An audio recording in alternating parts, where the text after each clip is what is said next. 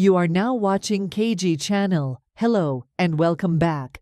Ito na po ang mga maiinit na balita. Good news para kay Alden Richards at sa kanyang mga fans dahil New Year, New Blessing ang dumating sa kapuso aktor dahil si Alden Richards is the official endorser of the Honda Giorno. Ang Filipino actor, entrepreneur at television personality ay ipinakilala bilang ambassador para sa Honda Giorno Plus noong January 25, 2025.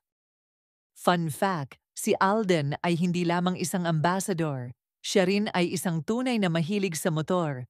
Mayroon siyang Honda XADV 750 2020 adventure bike hybrid scooter na nakapark sa kanyang garahe. Dinagsa nga ng mga tao at fans ang pag-launch ng bagong iniendorso ni Alden ang Honda Giorno. Pinagkaguluhan ang aktor at nagpaunlak siyang magpa-pictures kasama ang mga fans na dumalo sa event.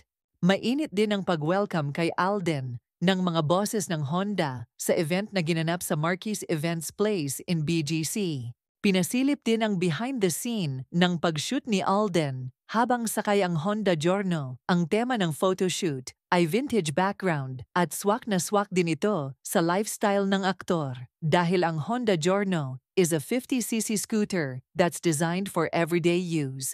It's known for being reliable, economical, and quiet. The Giorno is well suited for city life, such as commuting, running errands, and exploring. The Giorno has a large under-seat storage area that can fit a helmet, books, or groceries. The storage area is weather-resistant and has a lock. Maraming mga fans ni Alden ang masaya at nagpapasalamat sa blessing na natanggap niya ngayon taon and for trusting Alden to represent your brand and your product, Honda.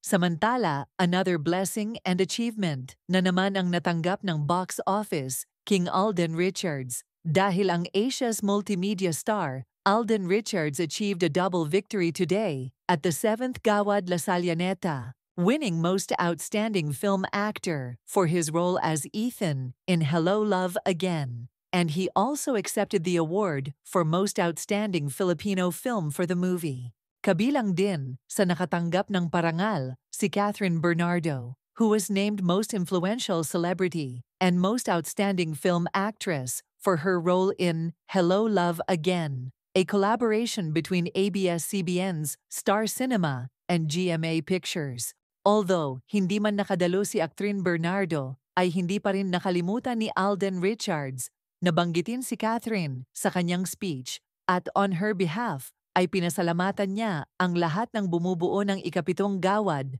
Lasalyaneta Awards at ang kanilang mga tagahanga na patuloy na sumusuporta sa kanilang dalawa. Very grateful ang aktor sa mga natatanggap niyang mga parangal at mga blessings at inaalay niya ang mga ito sa mga taong hindi nagsasawang sumuporta sa kanya. Kaya naman, he always give back sa kanyang mga fans and to the community. Samantala, marami ding mga kapamilya stars and programs took center stage at the 7th Gawad Lasalyaneta Awards held Monday at De La Salle, Araneta University. Kabilang din sa nakatanggap ng award si Donnie Pangilinan, Most Outstanding Actor in a Drama Series. Although hindi man nakadalo si Donnie sa event, he expressed his gratitude in a video message, saying, "Thank you for this award. It's such an honor, and I'm very sad na wala ako dyan.